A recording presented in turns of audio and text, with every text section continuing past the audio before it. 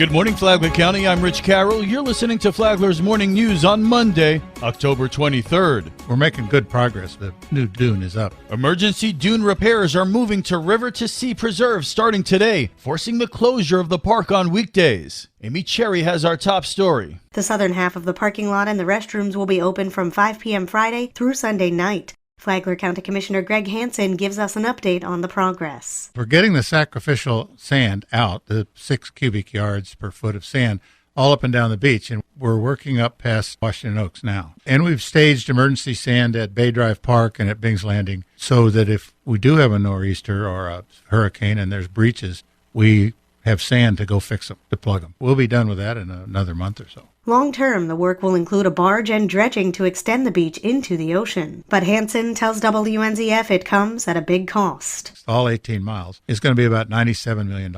And we are short $27 million right now. And we've asked the state to make us whole. Give us that 27, and then we won't come back again because we're going to have our own little tax base and our own little pot of money to take care of the beaches from now on. Every 11 years, the county will have to pay half the costs of replenishment. We have a plan to do that. And unfortunately, it's going to be a tax on property owners, and it won't be tied to the value of the house. It'll be a flat tax. We need to raise between $4 and $5 million a year. You know, this is crystal balling it, but plan is to have 4 different sections of the county, with the nearest the beach paying the highest and then getting less and less and less as you get out to the west. Hansen explains why everyone should have to pay for this. Everybody uses the beach, and the Palm Coast should beware of flooding. If the barrier island fails at any point, the C section, for instance, is going to flood. And so it's advantageous to everybody in the county that we have a good, solid protection out on our barrier island. Dune restoration work near River to Sea Preserve is expected to be complete by Thanksgiving. From the WNZF Newsroom, I'm Amy Cherry. This local news is a service of Flagler County's Toyota dealer, Beaver Toyota, US 1 St. Augustine, here to wow you.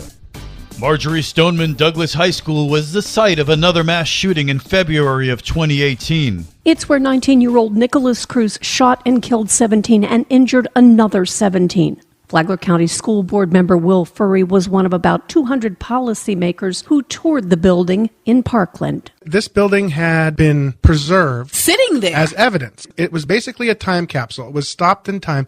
So this building looks exactly the way it did the day of the shooting. Broward County Schools officials said that the 1200 building has been closed and locked for the past 5 years, and that it will be taken down as soon as the end of the 23-24 school year. Listen to Today with Pastor Jay on WNZF Sunday mornings at 8 or anytime on the Flagler radio app. Tomorrow, why was Will Furry chosen to be one to tour the Marjorie Stoneman Douglas 1200 building? From the WNZF newsroom, I'm Deb Albertson.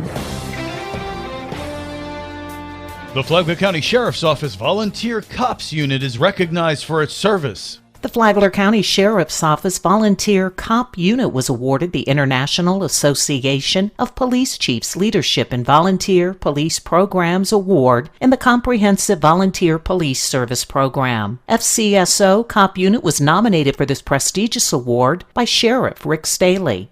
This is an international award and was presented to our volunteer COP chief at the IACP annual conference in San Diego, California.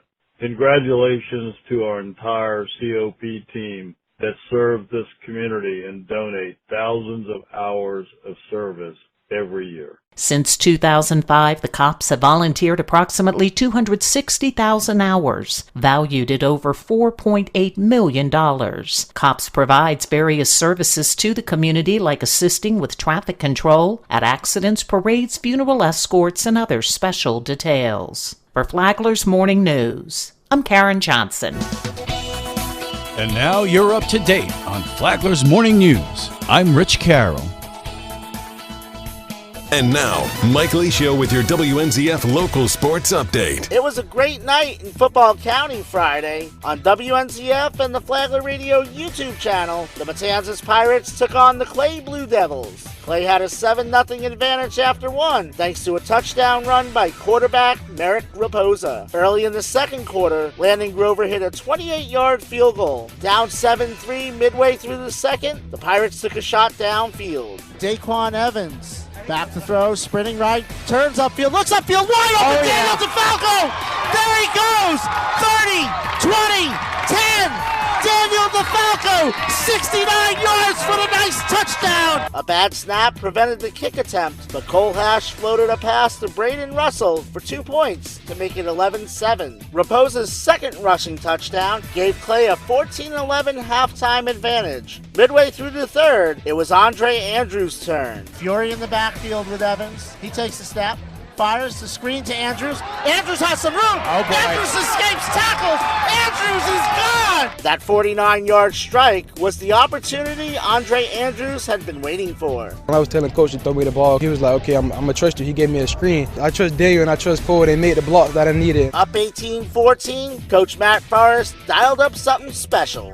He sets up the screen to the Falcon. They're going my least favorite play. He got it this time! Andre Andrews with his second catch of the night. Daniel DeFalco with the touchdown. Daniel DeFalco accounted for 150 yards total offense, a passing touchdown, and a rushing touchdown. With 5 catches, 94 yards, and 2 touchdowns, Andre Andrews was the WNZF player of the game. The Pirates prevailed 24-21. Pirate coach Matt Forrest. That was 2 teams that were scratching and clawing and trying to do everything they could to find a way to win, and that's what we were able to do tonight. Matanzas takes on Menendez in the battle for Pellisier Creek Friday. It was homecoming at FPC Friday night, and celebration wasn't just the opponent, it was the mood at Sal Campanella Stadium. After a scoreless first quarter, the Bulldogs put 37 points up in the second. Marcus Mitchell scored twice, Caden Gonzalez found Robbie Daly twice, and Zyquan Neal, a third-quarter safety, made it 39-0. The Bulldogs snap a 4-game losing streak. They take on Tokoi Creek in the WNZF Game of the Week Friday. Saturday, I was at Flagler Field, home of Flagler College softball, where the Saints took on the College of Central Florida in a fall exhibition.